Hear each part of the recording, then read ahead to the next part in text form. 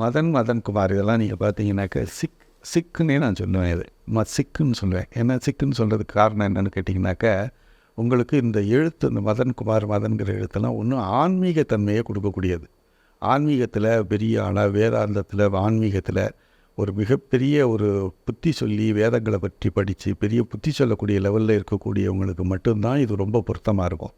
மற்றபடி நீங்கள் பார்த்தீங்கன்னாக்கா 2ஆம் கட்டமாக இவங்க பார்த்திங்கன்னா ரொம்ப லோ லெவலில் இந்த இச்சைகள் சம்மந்தப்பட்ட விஷயங்களில் ரொம்ப லோ லெவலில் இறங்க ஆரம்பித்தோம். இவங்க ஒன்று ஹை எண்டில் இருப்பாங்க.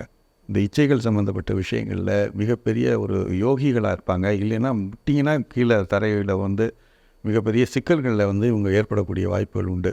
அதனால் இவங்களுக்கு பேர் வைக்கும்போதே இந்த மதன்குமாருங்கிற மாதிரி எழுத்துக்களெல்லாம் வைக்கும்போது உடலில் வியாதிகளையும் ஏற்படுத்தும்.